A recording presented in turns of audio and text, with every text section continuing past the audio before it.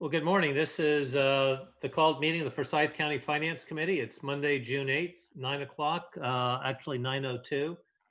And we'll begin our meeting. First item up is adoption of the agenda. Did everybody get a chance to see the relatively short agenda that was sent out, I think, Thursday? I've got one item that I wanted to add, or Okay. maybe it'll fit in somewhere. I've not got my agenda open yet. I've been on the call this morning with the Appropriations Committee, with ACCG, that Blake Tillery, that's the chair of it, the senator, and I just wanted to give a little update on the state's money. Certainly. What Why don't they're we, saying.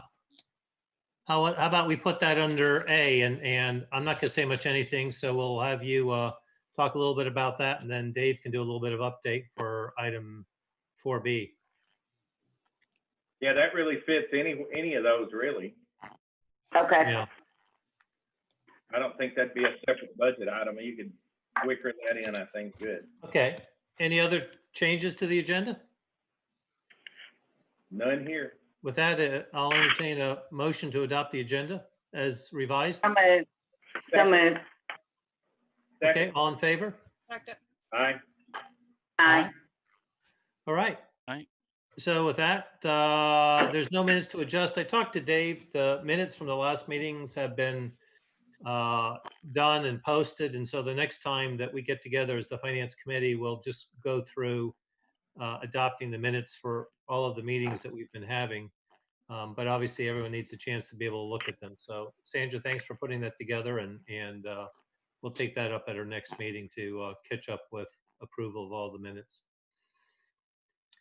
Well, I don't have much to mention. Dave and I just talked, and we're going to go through looking at where we are based on all the revisions. But Mr. Mills, if you'd like to talk about your discussion, go ahead. He just gave an overview. A lot of it, I'm sure people have seen in the paper.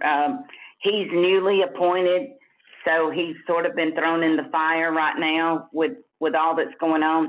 Blake Tillery, Appropriations Chair, he said the month of April was just as bad as it could be imagined, that they were down 36%, down $1 billion. But something to keep in mind is that's when they usually get in personal income tax, and they deferred it to July. So I think that is a big something that he did briefly touch on, but that it will, some of that, he says, will come back.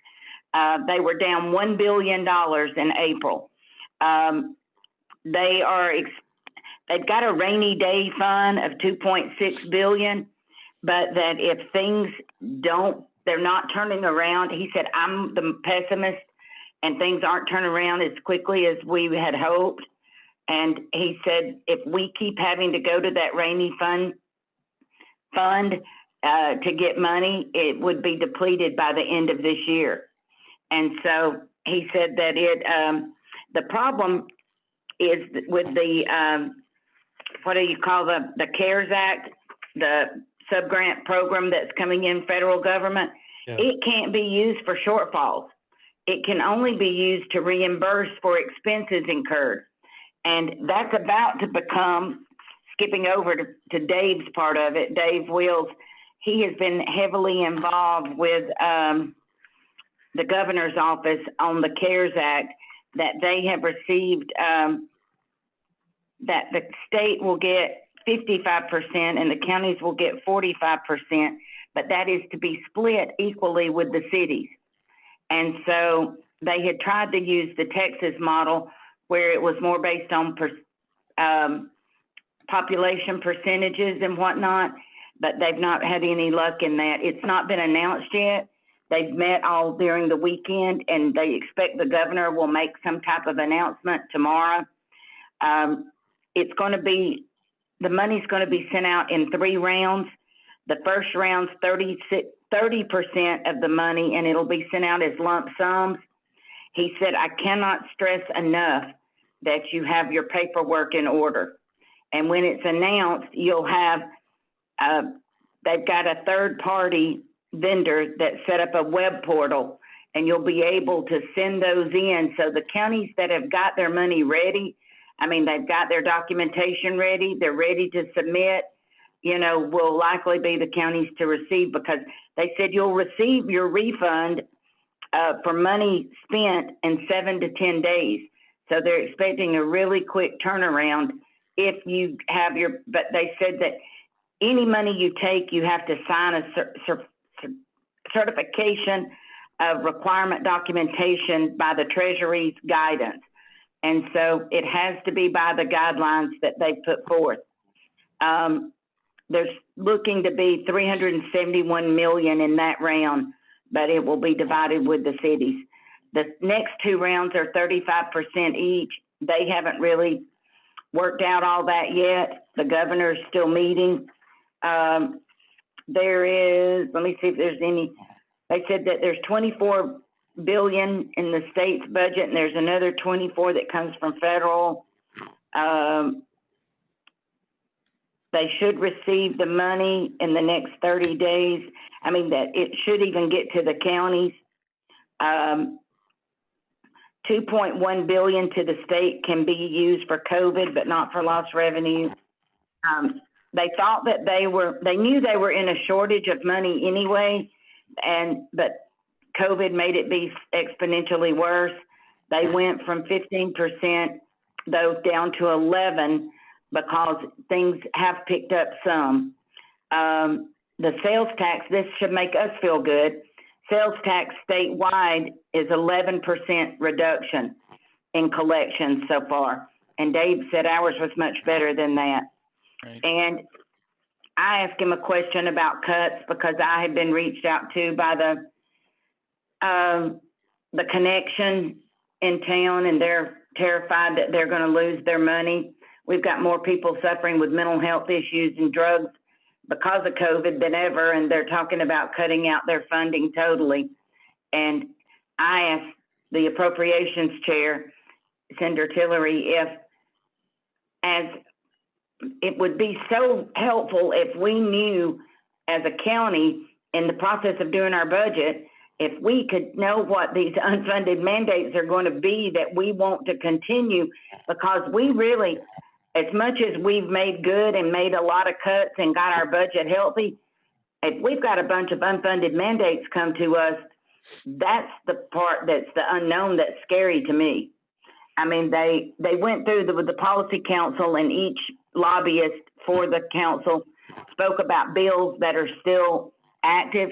They think short-term rentals might come back under one of the bills because it failed, but they think it might be added back into one of the bills that's out there. I got it written down somewhere that it might get passed through. They did name some bills that would help counties if they did go through, like moving up in the fines where we're like 9th or 10th now.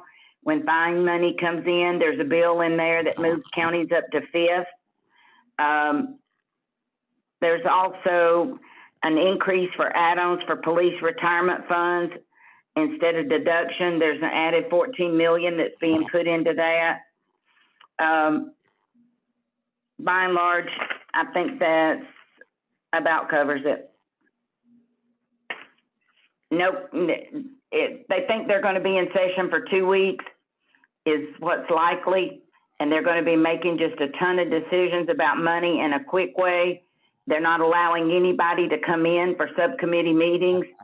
So it's just going to be a matter of you staying in touch with your senators and urging, you know, to please not cut that or this or something, but it's, there's cuts coming.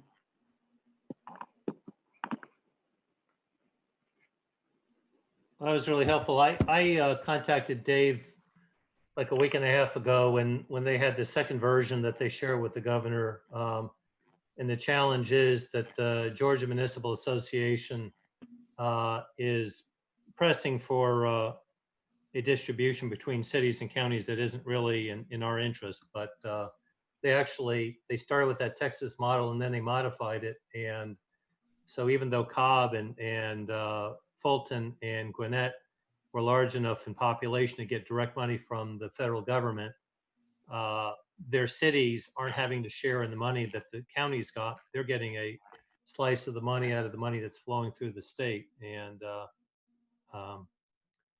but ACCG is sending out monthly surveys of to look at what's happening with our revenues, and I know Dave got that today. And looking at expenditures. I don't know that we have a lot of expenditures. So some jurisdictions are opening up more money for nonprofits, which would probably be eligible for the money coming through the CARES Act. But in our case, I know that Chris had already accumulated some information. I think he told us a week or so ago that he was going to go ahead and make their first request for funding through FEMA and GEMA.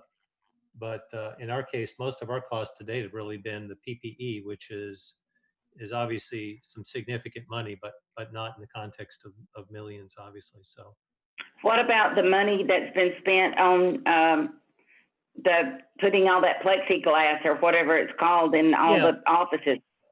yeah, those will all be, yeah, you're right. Those will be eligible. That's just not in the grand scheme of things. You know, I don't think we may be spending a few $100,000, but we're not spending millions of dollars. But yeah, all of those should be eligible because they're all related to social distancing and trying to make facilities safer. So yes, those will be eligible. What about the cost that we've incurred from having to do meetings, like our IT department, and having to buy extra equipment and the meetings online, or maybe the equipment might not be? I would think some of that would be covered Well, it would because of be. it. No, you're right. Yeah, I'm just thinking that where some jurisdictions have spent a lot of money is when they push money out to nonprofits in the community for feeding people or sheltering. And so we haven't had those types of costs. But yeah, all the things that we've done to be able to work remotely or to make our facilities safe or to make our employees safe, those should all be eligible. Interestingly And don't enough, forget senior services. I mean, I think senior services did a good bit of changes and to get the meals out and different things and had to buy it differently. So I would make sure every department was contacted. Yep, will do. Now, interestingly enough, what we spent on Saturday doesn't have anything to do with COVID, so that wouldn't be eligible. Okay, any questions? Dave, you want to talk about kind of where we are and any other revenues that have come in? Let me update our one data point that we got in. I appreciate, Commissioner, you're sharing the statewide sales tax because I hadn't seen that yet. I was looking at how it compares. So I guess the good news for Forsyth County is that our sales tax collections for April compared to April of last year, 2019, were down 3.28%. So that contrasts with 11% from the state. And now, of course, 1 month is not a trend to make. So I'm really interested to see at the end of June what our May collections look like. But at any rate, I would have thought it would have been more than 3%. So we'll see where we go from there. The next data point we'll get in will be our auto sales taxes, which we'll have available for the board meeting next week when we go take the millage recommendation to the board in the regular meeting. Other than that, I'm ready to just focus briefly on the front page of the summary of where we're at in our updates. And then we'll make sure that the only real recommendation we're looking to the committee for the full board will be the millage rate recommendation for advertising. If you have that 4-page summary, or Stephen, you just put the front page up. I'm not going to walk through any particular changes in the back page. We just updated some things. We did reduce the social services funding by $35,000 for now. I think that probably can go further. And we did reduce the compensation reserves even further for positions that will not be hired till after Dave, July did 1st. Sandra send that out? The summary, the summary should have gone out. Was it sent by Sandra or Becky? Sandra sent it. I think Sandra sent it. And if not, we'll send it again. And Stephen, do you have that up on the screen? Yeah, there it is on the screen. That millage recommendation. I'm sure it's here somewhere. Yeah. Stephen, you can go to the front page of the summary there. Now just walk through where we're at. I got it. There we go. Okay. And it's on the screen too. Okay, Going through the front. I have a question on, we Sure. talked about this last time. on the salaries, because I know that some of this is the result of the salary study that was done last year, are the results of that salary study that we got last year. And in a lot of these departments, quite a few, as a matter of fact, you had a standard increase in payroll that was at give or take 4%. We talked in the past in some of our meetings about decreasing that, because in that discussion, our prior discussion, it was said that that 4% increase was pretty much a standard annual increase in salaries. So my question is on that, is that something that you have looked at as far as decreasing on the salaries of that standard 4%, if that is something that we can actually afford, since we do not have a clear view as to what our revenue is? Right. And this summary that you see here, as we discussed in a previous meeting, and at the bottom of the page, you'll see we've reduced it. We've now put the funding down to 2% from the 4%. Okay, and that's on the last page you're saying? On the bottom of the front page, you'll see expenditures, continuation budget number 1, funding for 2% increase at $1,161,991. Okay, are you going to do that? What is your plan on that? Is that to do that across the board? Or Right, we pick and choose in what departments? No, we made that available in all departments based on 2% of their full-time salaries, less any positions that will not be filled by July 1. Okay. So that's in there. Dave, did we take out any of those positions? I know in the sheriff's office that he had several that would help us reduce the budget that way. In his And then new maybe items, could add them back. he did not reduce any current positions, but he has walked back a good bit of his new position request. But that's reflected in the numbers. That's in the new items requested total, which is dropped down by 700,000 on that front page. And then my other question is, I know that the overall state budget's being, and Cindy, thank you so much for that information that you gave at the beginning of this meeting. That was extremely helpful. And mine is much more general. I know there was a general statement from the governor that his assumption now, rather than a standard 14% cut, is reduced to an 11% cut on the state budget. That being said, I know earlier there was a cut from the state regarding transportation. And since that is something that inside our budget, we're required, that's a base for us. So have there been any numbers that you have projected? I know that you don't know all of what's coming in, but any projections on any cut in transportation and what we will do to take care of that, and if there'll be any services or work cut in that area? No, we have not cut the transportation yet, the grant funding for that, but we'll be ready to, and that's why we've still got some months to work on this budget before we have to adopt it. But we'll keep an eye on that funding, definitely. Some of the transportation money, of course, also flows through from the federal government. So we'll have to watch. This is what I'm saying, Dave, I source. think maybe I didn't communicate that clearly.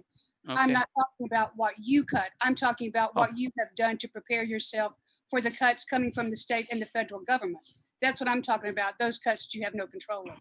Right. No, I think we're prepared. We're in a position financially with each department with their budgets to handle reductions if we need to. And that is a department that is mandatory. We have some departments are mandatory for the operation of a county, and transportation, of course, is one of those. Okay, right. And of course, the level that you provide that could vary, but right. Yeah, I think an interesting thing is that the state budget takes effect in about 3 weeks.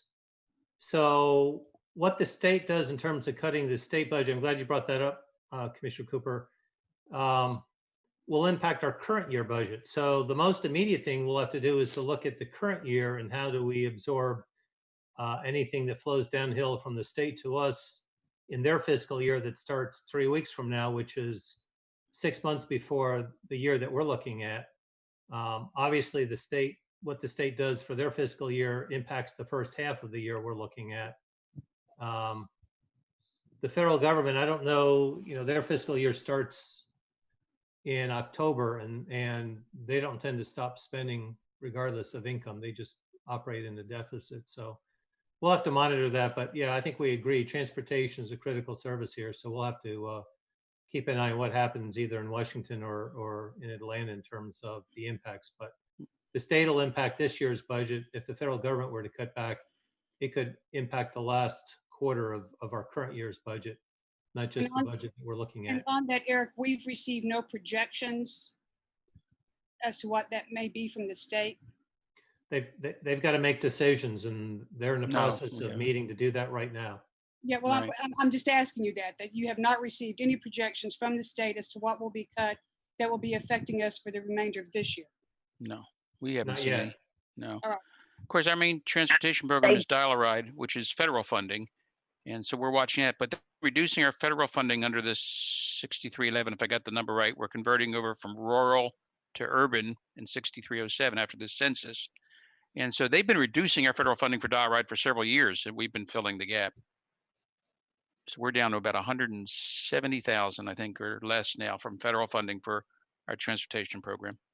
Dave, aren't we in the process of banking some of those grant revenues We are, the so that when the study 6307. that is underway is done, we'll have the opportunity to decide how best to use them. So that Right. gives us a little bit of insulation, the fact that we're not using all the federal grant dollars that are coming in. We're holding them back.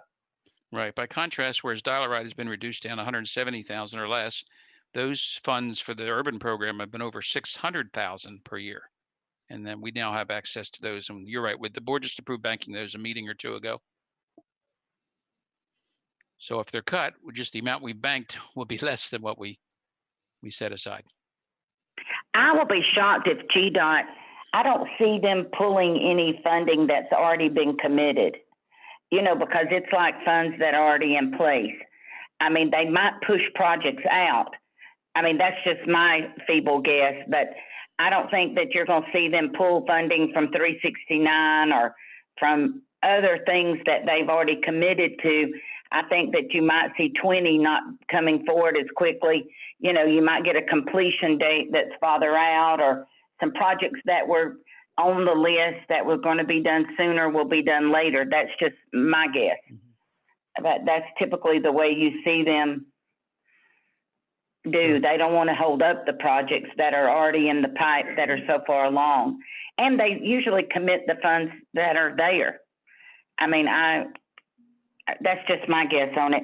I did think it was interesting on the call, Deborah Nesbitt, that's over judicial, said that there's so much talk of the courts being cut tremendously by the state, and that's, to me, that's what's so scary is that, and Deborah talked about it, is that they've been waylaying and backing off all these cases.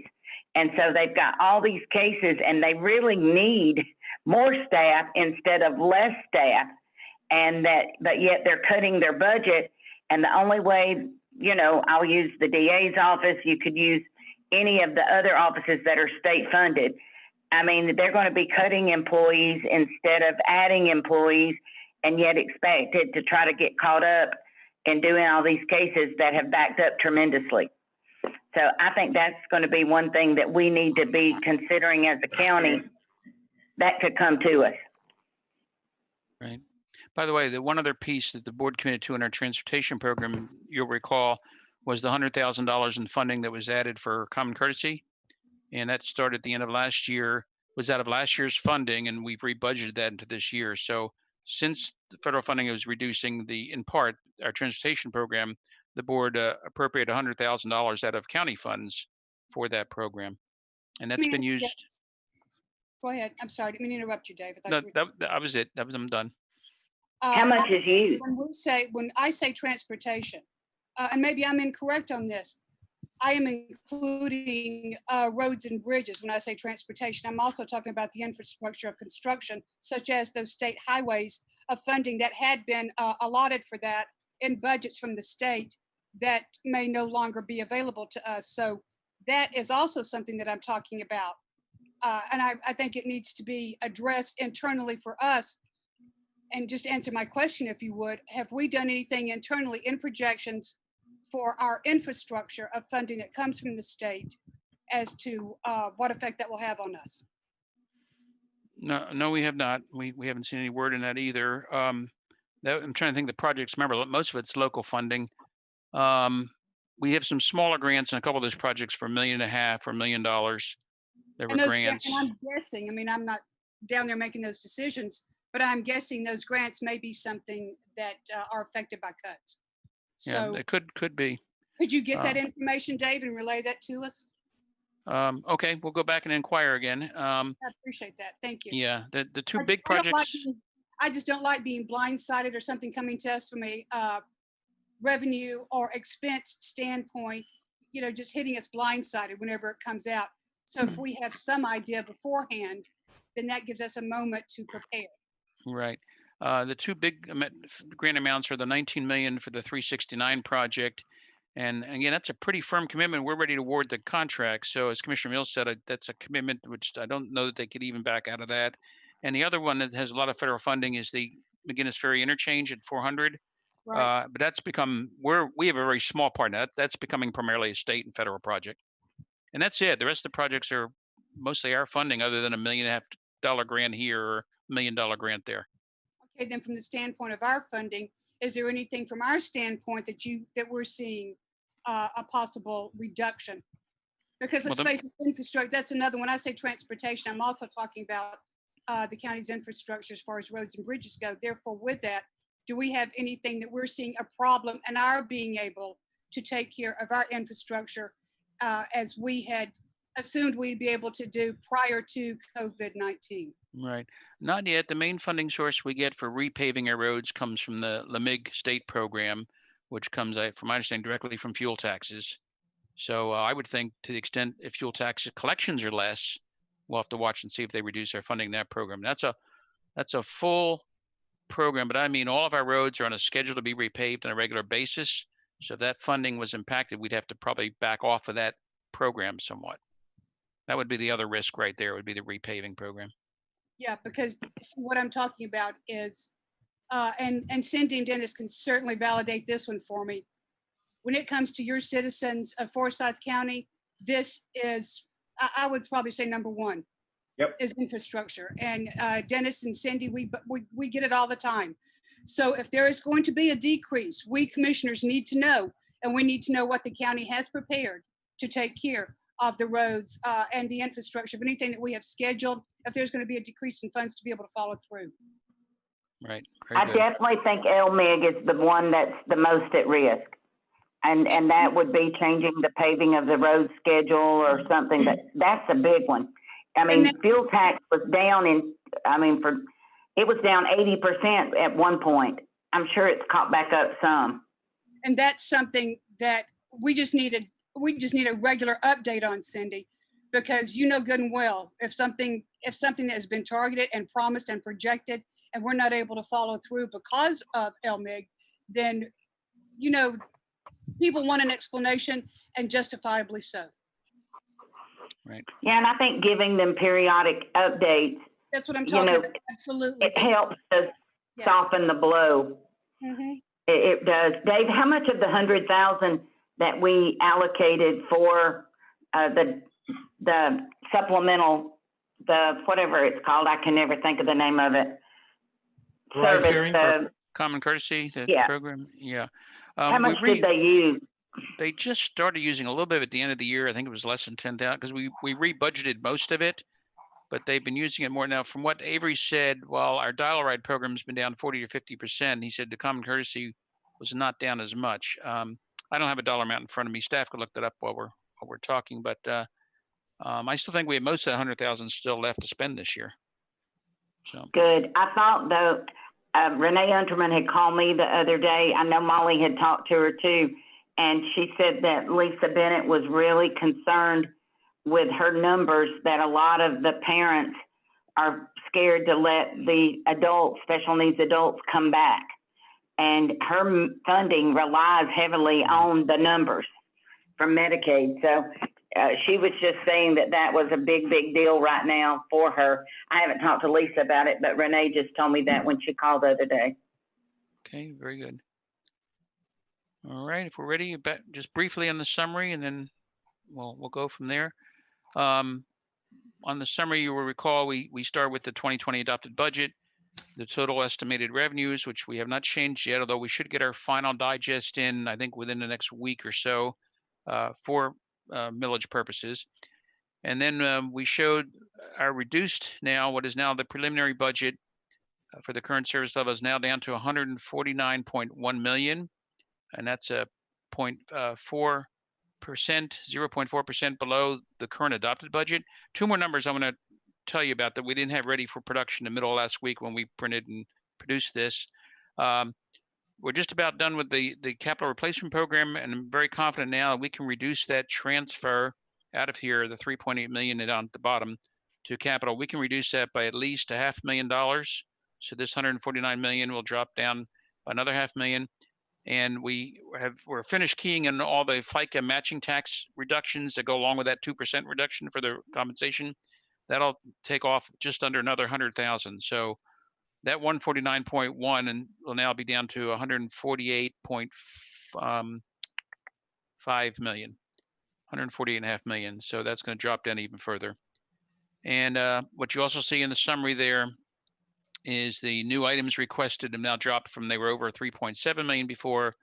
They've now dropped down to just over $3 million. That's that whole list. And of course, management's not recommending that the full board consider funding any new items yet until we go through a few more months and see where our revenues are going before we adopt the budget. And we'll meet regularly on that. So that's the summary. If there's any questions, that's where we stand right now. Dave, did you reduce any from social services that we talked about? Right, that's reduced to 35,000 so far, from 435 down to 400. I think we can do more, but I'm going to take a look at how much the placements are going this year, the Jesse's House and the Bald Ridge Boys and SAFT.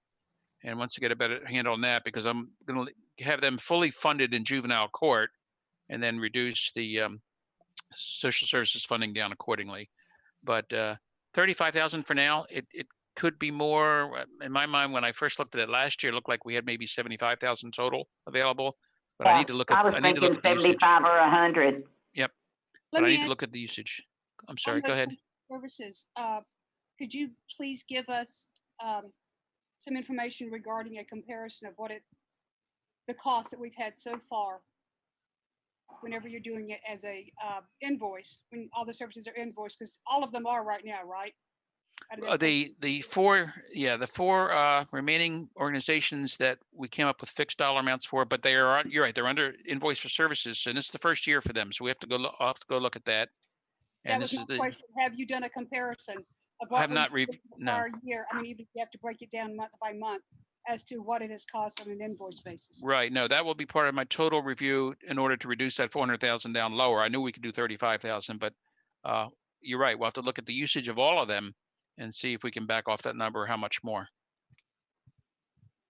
The tendency we found after we put last year Bald Ridge Boys and Jesse's House on actual fee for services, the tendency was they came in well under the dollar amount that was allowed. Mm-hmm.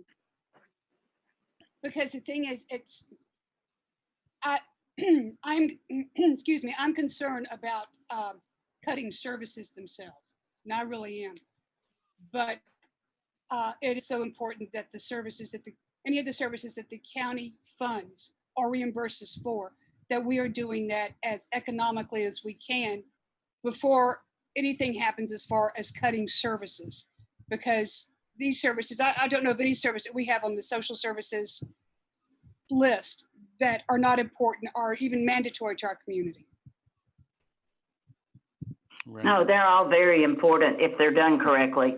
And that's the point, is that it's done economically without cutting the services themselves. But I think that now that we went to the budgeting process, I mean, the invoice process, that Dave can clearly see what those are going to be. And there's no sense in us letting money just sit there if we're in a crisis and needing to cut. Well, I agree, but we haven't been given those numbers. And this is the 6th month, so we should have those. Or maybe even more than 6 months since that change was made.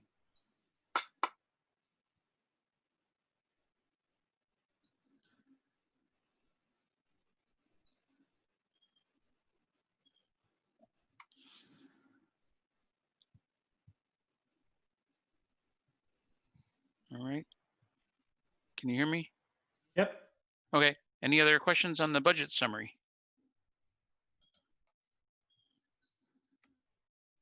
If not, if we're ready, we can go over to the millage rate recommendation. This is the one actionable item we need from the Finance Committee. And see if Stephen has that up on the screen. That was in the package. That one I think we just brought forward. I might have sent that out on Friday because I was still working on it till Friday. All right, he is up on the screen. You see there, as the committee had discussed in previous meetings, recommending the same millage rate for M&O and for fire.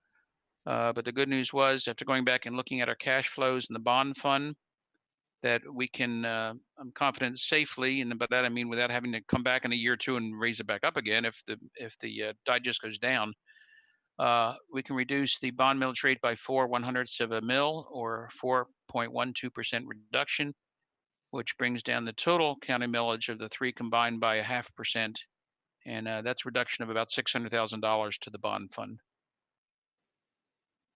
And we'll need, after any discussion, we would request a motion to make a recommendation to the full board for June the 18th so that these could be advertised.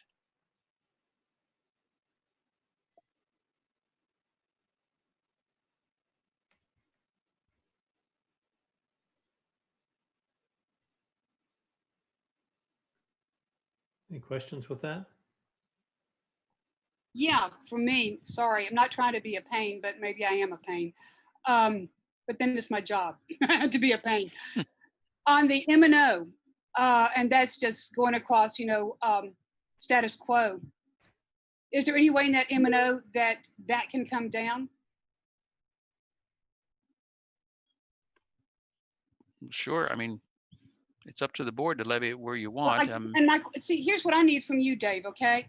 Is how does this M&O number, this M&O percent, and the cuts that we have done, what part of that can be reflected in the M&O? I need that kind of information. I'm not, I don't know what part goes into that from all these cuts that we have made internally.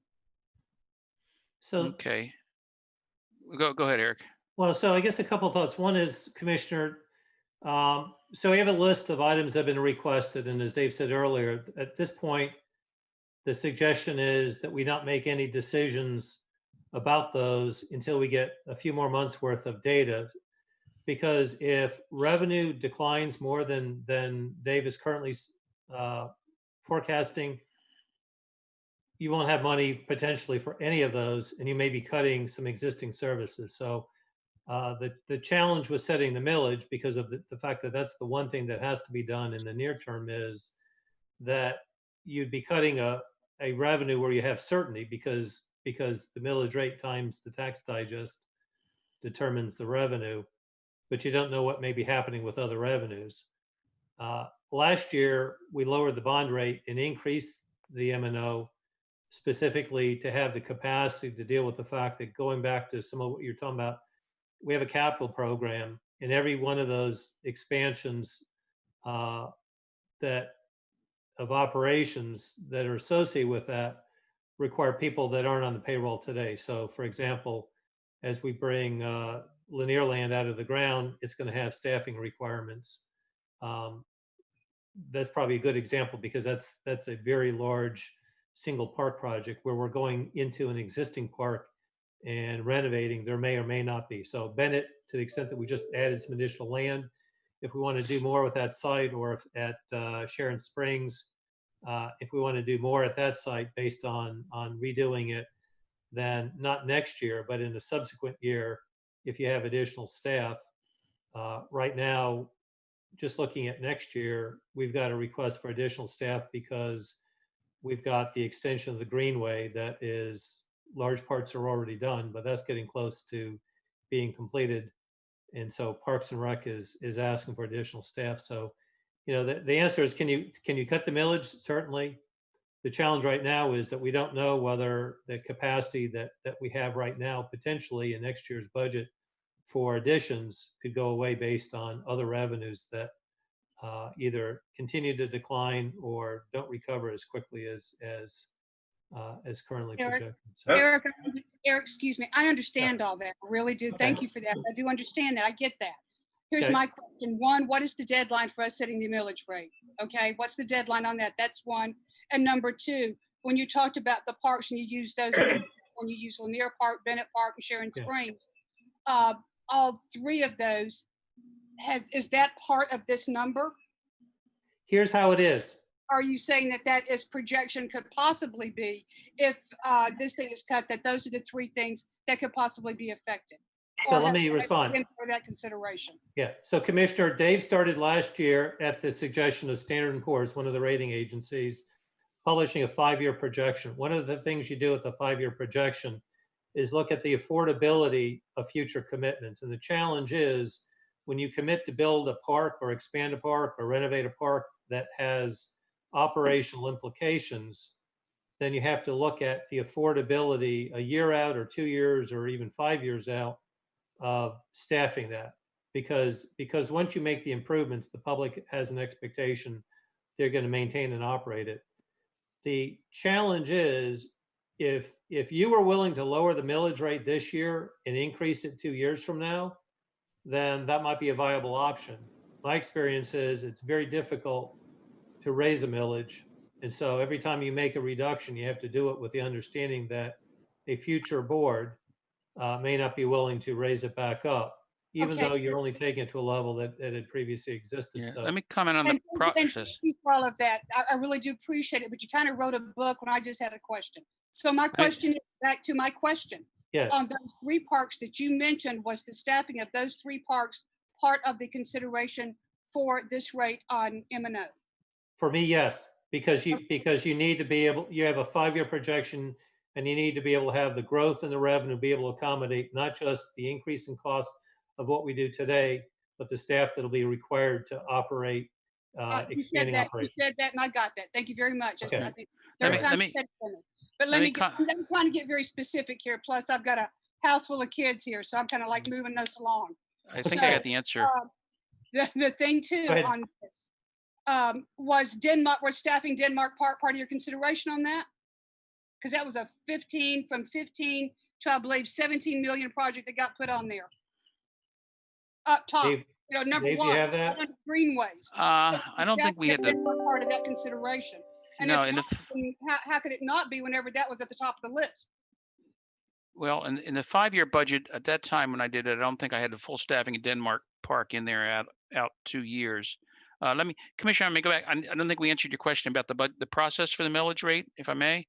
Thank you, Um, please. So next week, when the recommendation goes to the board for advertising, this puts out there, for example, this 4.791. If it's advertised, the board cannot go above adopting that. However, they can reduce it by the final adoption date after the public hearings will be on the second board meeting in July, which I believe is, if I'm reading my calendar, is Thursday, the 23rd. Mhm. So the full board has the opportunity to reduce this rate, the rate that would be advertised, up until July 23rd. At that Thank you. point, whatever they adopt is in place. Thank you very much. Appreciate Oh, it. I have a Go ahead, comment Dennis. there. We're seeing shakeouts in our tax digest. Mhm. I know Steak and Shake was one of those that were going to be cutting stores. I don't think we're seeing yet the full impact of the COVID on the tax digest. So I'd be very, very cautious about considering a cut at this point to the M&O because of I think those are somewhat delayed and that comes right out of the tax digest. So even with the tax revenues down, that's another part that I've seen some rumblings about closing businesses and some permanent. What is that? The Green Tomatoes. Some of those restaurant chains. I don't know if the impact on things like the buffet restaurants and those others that might actually close permanently or in a greatly modified way. So I would just think we ought to be very cautious about dropping the M&O rate. Thank you so much on that, Dennis, and I hear you as fellow commissioner, I hear you completely. It's just a shame that we have this July deadline and we still don't know what the revenues are. Yeah, Since there's such a change that's happening with COVID and we're kind of in the dark still. right, And it's right. a shame that we've got this July deadline. I don't know if there's any flexibility with that whatsoever. No, That that's state. deadline. That's state law, I believe. That's what I'm saying. So I don't know if the state is even reconsidering giving us a little more time because they too have had the same deadline and the same uncertainty. Yeah.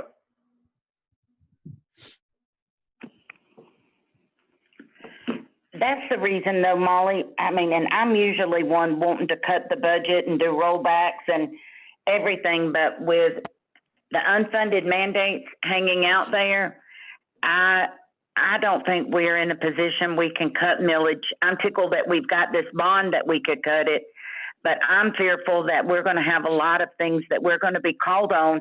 If we're going to keep our level of service for these things in place, then it's going to be called on us to find money out of our budget. And if we cut the millage, we're not going to have any money to be able to do it. And no one is in my neck of the woods is talking about any reduction in services. They're still wanting all the parks and the sidewalks and everything that was before. So that mindset is still not changed. So I think we would, just throw that in. Let me say this. Yeah, they're going to still demand the same level of service.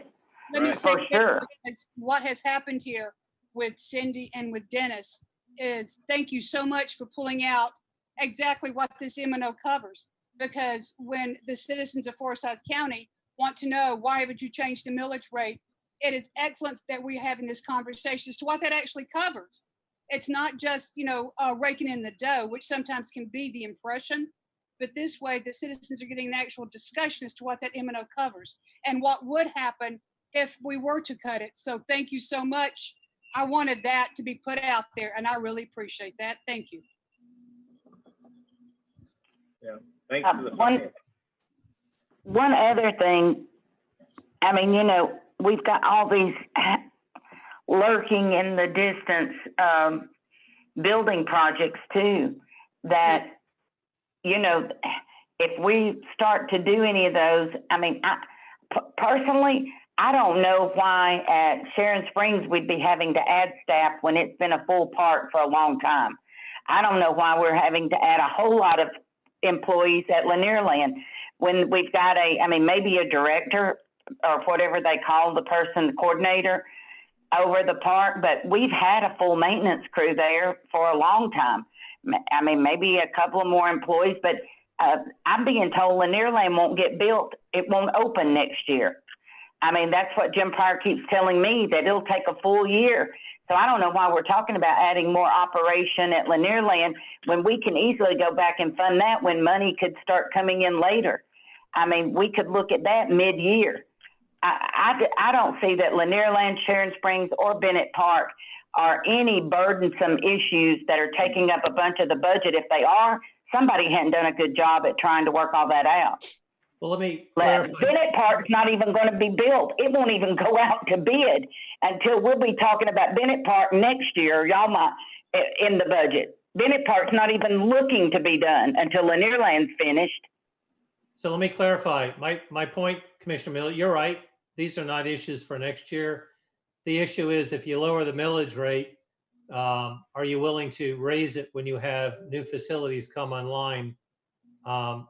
And it's tough in even a good year to get a millage increase. So that's typically why you try to keep your millage unchanged rather than go down some years with the thought that you're just going to increase it because typically there's a lot of political pressure when you go to increase a millage. So everybody remembers. I think our millage, I don't have anybody complaining to me about millage rate. What I have people complaining to me about constantly is the appraisals. And that the appraisals, even especially the tax bills arrived in the middle of COVID.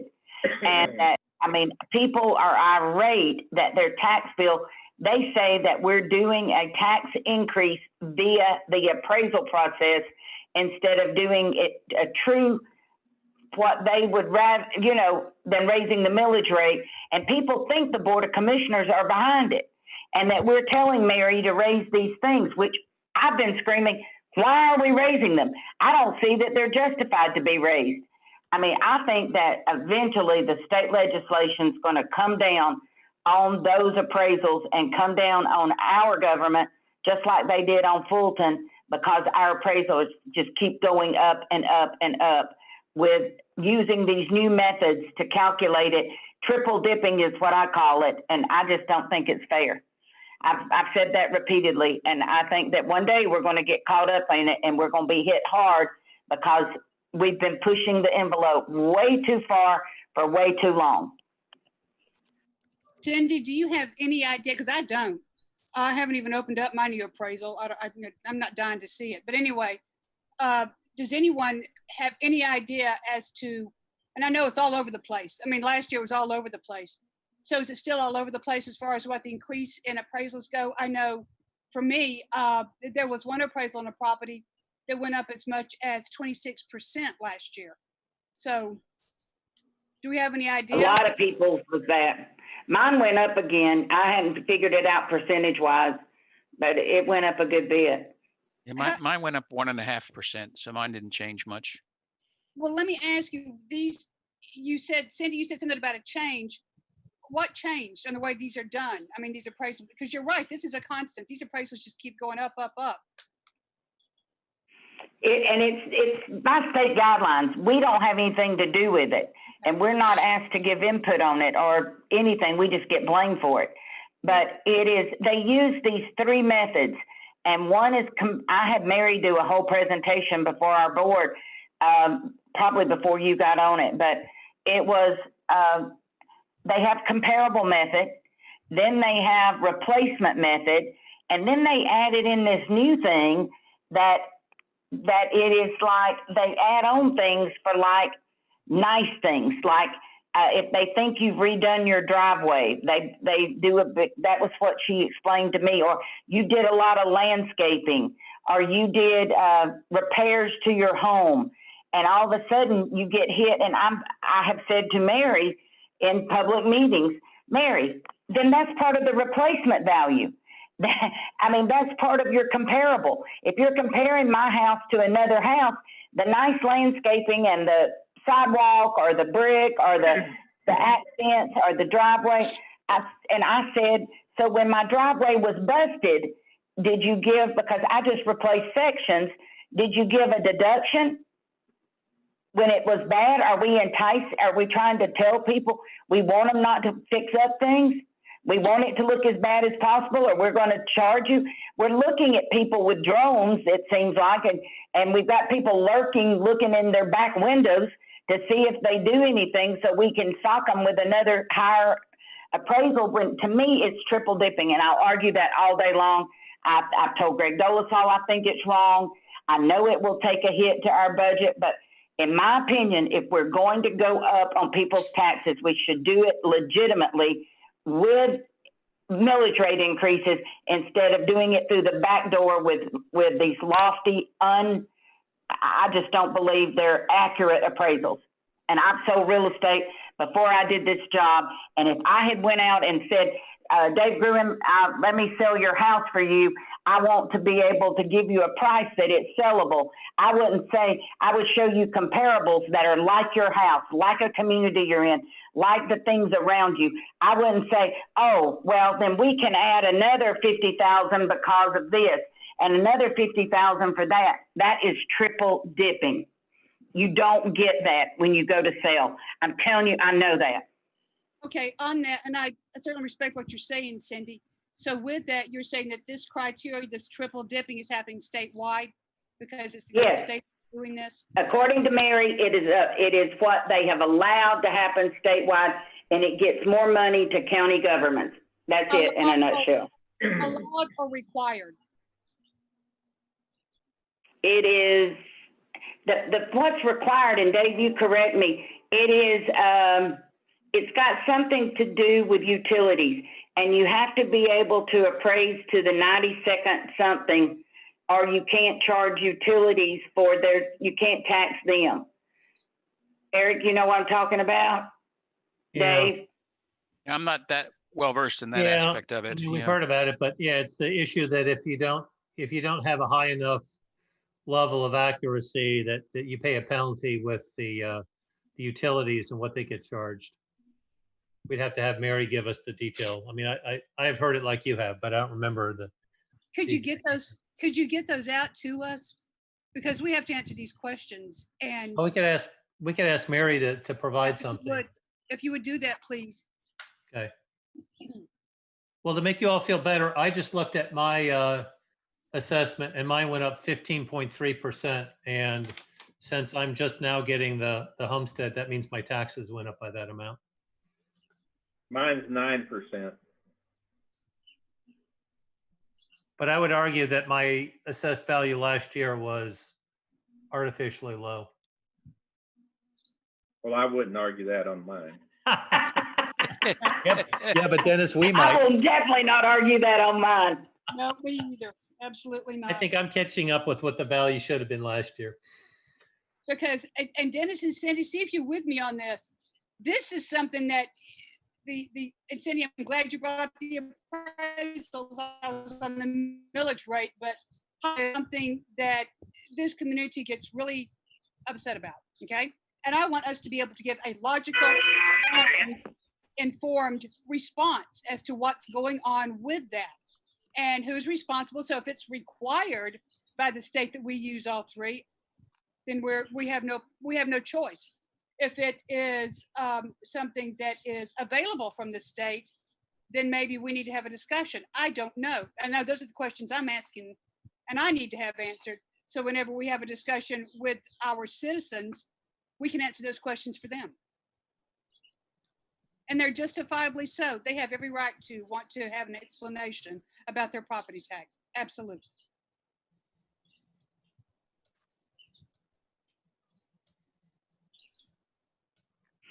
That's why I got Mary to come up and give that explanation last year or year before and go into detail about how I was hoping people would understand that we don't give any input on that. Nobody sits down and says, hey, how much money we need this year? I mean, Yeah. That is not occurring. That's against the law to occur. But it is, and Mary has strict guidelines that she has to go by. I mean, she told me that I got more complaints about commercial than ever the year before. I mean, unbelievable how much it jumped. And she said that they did a comparison and they had not went up. And so they just did it all at one time in this big swooping brush. And it made people's taxes jump 50%, some of them even higher. I had people coming in wanting to meet to return their commercial property back to agricultural. And I'm like, do y'all know how much money we're spending to get more commercial in the tax base? And now we're taxing them out so they can't even pay the taxes on it. I mean, we don't want people taking it back to agricultural if they've got commercial. I mean, we were pushing them in that regard. We were doing that ourselves. Well, to me, taxation is, my word, it's a Rubik's Cube. And it's so complex. And to have Mary talk to us maybe again would be great for me. I mean, I don't want to, if need be, I can just meet with her personally. But if that's something that would benefit everybody else on the board, then maybe we could do that once again. You guys just tell me what you think. I think we I should. think it'd be good so the public could hear it. Mm-hmm. Yeah, Why don't we invite her to come in the night that the board discusses the millage so that you have that context fresh before you take that vote. I like that. That's probably something that ought to be done every year. And just as Commissioner Mills hit her up last year to see, and actually you may do that every year, to understand what's unique in a particular year, because there's different things that they look at. And it seems like they looked at lakefront property one time. I mean, sometimes there's a specific part of the community that they're looking at, either geographically or certain types of characteristics. I think that there was some concern about slab houses and whether they were accurate compared to others. So it's probably something that you ought to get in the habit of just maybe Dave inviting her in every year to talk about what's unique about that year and give people a heads up. But Eric, could you ask her to give us percentages, like how much overall residentially the tax increased, how much on multifamily, and how much on commercial? If we could have the breakdown percentage-wise, county-wide, I think that will help people to say, gee, if the average is this, then why was mine 50%? Or I'm pretty lucky, mine was only 9%. Yeah. Dave, I think you have some of that, right? Because that's at the Well, high we only, level, you have that. but yeah, no, they give us a countywide number, the breakdown of the, based on reassessment. See, ours is combined with new construction, so we can't see it in Right. isolation.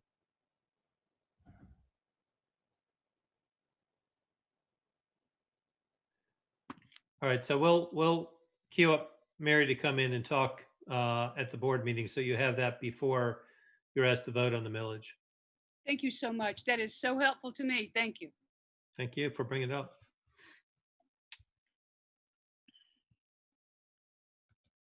So I guess the question is the committee prepared to recommend what Dave put up on the screen that would reflect overall a millage reduction?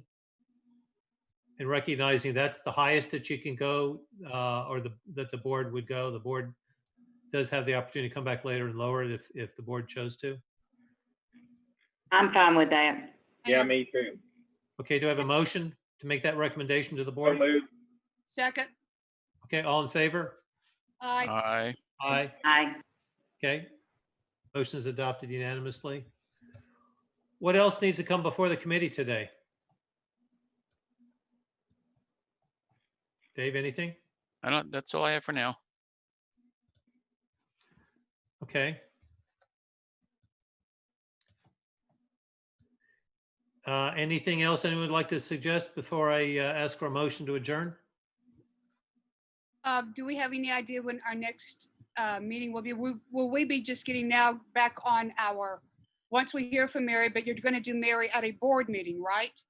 Yes, ma'am. I think that's Rather than important the to have next it meeting. before the Okay. board votes. All right. Are we to the point then of going back to just our regular finance committee meeting schedule, or do we feel a need to continue with our, so to speak, weekly meetings that we're doing now? Well, let me ask you this. Would you like to go to once a month through the summer so that you have the opportunity to see where we are? Finance can report on revenues each month. That would Obviously, be a month good. from now, you'll know what the state has done, so you have the impact of what flows from the state to us. And Eric, I think we Maybe- need to meet once a month all the time anyway. I mean, but that's me. But yes, thank you. That would be good. And, By the and way, Eric, can Go we ahead, include as part of that, the trends on the tax digest, whether that's what the trend rate is on that? Yeah. Beautiful, wonderful, Dennis. That's Okay. terrific. Yes. Good idea. let me mention, we are scheduled to meet again sometime late July, or we'll start in August after the millage rate on what we call track 2 of the budget for the remaining areas that you did not meet with yet, that were not property tax driven. So we're going to meet with engineering, with 911, a couple other water and sewer in those areas. So we will start meeting again for those remaining departments in the budget. And of course, we'll have updates and everything else at the time. so And at Dave, the how time- about a June meeting, so we have the opportunity to see what's new in terms of revenues, and maybe by that point, see what implications we have from what the state Yeah. has done. Or early July. I was thinking about June meeting too. That well, we're already at June 8th. So, and the Oh, 18th is And when it we do might the be we'll millage. need to meet right after we see what the state's doing. I mean, when we hear what they're doing, that's going to have implications on us. Yeah, Yeah, I forgot what month it was. Yeah, I'm thinking early July so that we see, Yeah. as Commissioner Our- Mills said. We scheduled our first track 2 budget meeting for July 15th. Now we could hold to that. I just thought maybe we'd go a little bit later with it. But so second half of July could be our next meeting, or we could do an update meeting in the beginning of July. We I'll need be to out of update town you. the 1st of July. I'll be on vacation. or if we get a significant, something from the state, we could do a special called one, couldn't we? Correct. Okay. So why don't we stick, Dave, Um, with your current schedule? All right. But first of all, you can send updates as you get data in so that we Yeah. all get that as quickly as. Yeah, it- as soon as we hear about things, we're glad to send updates just directly to all the commissioners, not waiting for a meeting. That'd be Um, great. Thank you. And so yeah, so we'll stick to our calendar for July 15th is the first track 2 budget meeting. But send Okay, out and what information time- based on revenues, and then we can do a special called meeting if something comes out of the state that requires this group to be able to look at it and make recommendations to the full board. that may have an impact for our current year's budget. Right. Thank you. I've got a question. I'm sorry, Cindy, but Dave, if you'd be so No, you're kind, could you have your department send in what you have for the next year, if it stays as it is, from, say, July 15th, and put it on our calendar so we commissioners can plan ahead that this is the meeting that we're going to be having, say, September. Okay. I So, like having that. It really helps in being able to get us organized. okay. So we'll try to schedule the meetings all the way out to That'd be adoption. good. So, It'd be very helpful. Yes, thank you. okay. Nope, that's good. Great suggestion. And just get it on our calendars so we know, please. Okay. Thank you. I've got a question that I wish staff could look into before we meet with the engineering. It was raised to me, about projects. There's a lot of people that complain constantly about road construction and companies not being there working and it taking so long. And Ken mentioned to me that some counties have a construction manager that is by the county, and the county has those people that go out on site that keep up with each of the construction projects that, I know that we've got the utility, but do we have somebody that is just a construction person? We hired her last year. I think there may be a proposal to add a second person based on the size of the projects you have and the number. And I can't think of her name.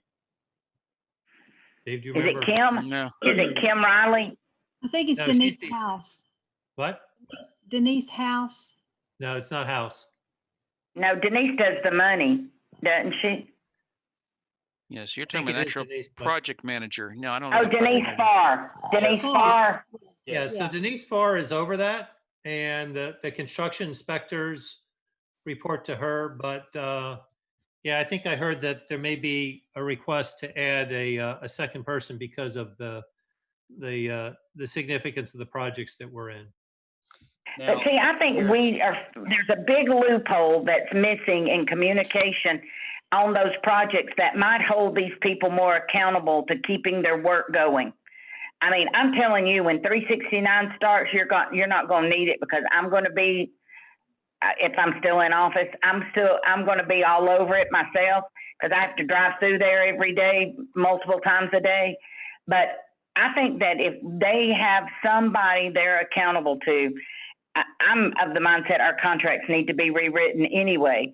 I wish we had an incentive factor in it that if you get done on time, every month you get done early, you could get a bonus or something. But I just think that the way the citizens see people, they drive by, there's barrels everywhere, there's one lane of traffic, and there's nobody there working.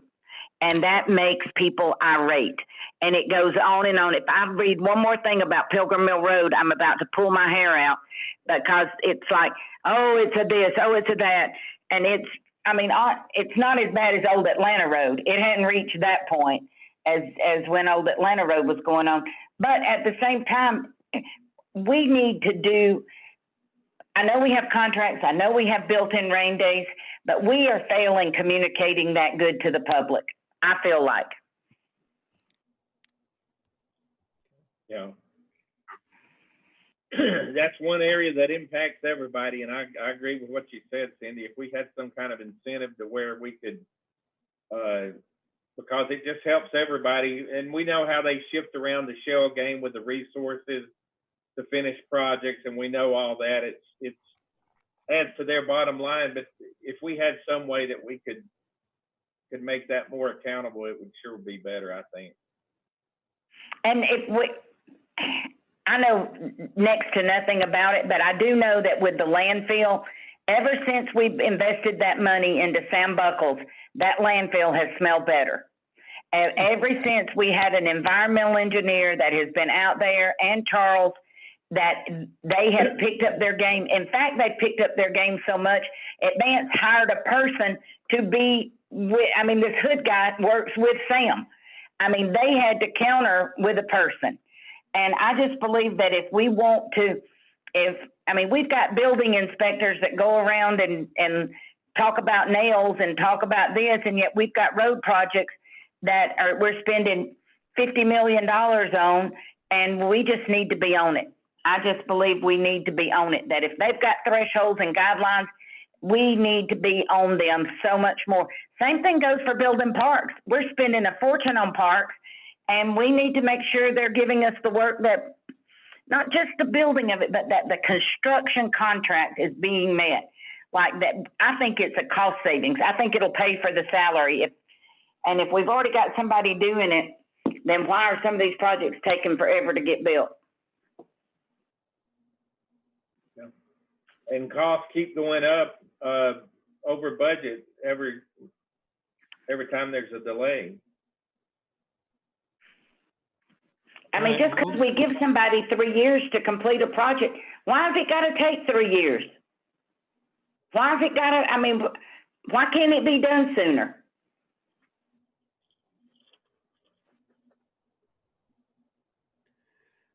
Well, before we bring engineering in to talk about the second round, we'll make sure that they're looking at this issue. As I said, I think that I heard, Dave, do you remember? On what? Have you heard? I mean, I think I've had a discussion that they were looking at getting Denise some assistance based on the I'd have to size look of at the their project. new item request, but I'm not sure. Okay. You're right. They come up and then the track 2, so we'll have a good look at that. And also Donna's office in the contracting process is part of it too, I think. And Jason McCook with Atlas manages some of the Yeah. projects. Yep. Right. The whole process. All right. Anything else? I know at least one of you has to go. Maybe all of us do. Do I have a motion to adjourn? Some of, Second. All in favor? Aye. Okay. And I think Commissioner Cooper already has left, so that'll be 4-0 with Commissioner Cooper. I think had to go to another meeting. Thank you all. Thank you. thank y'all. Bye.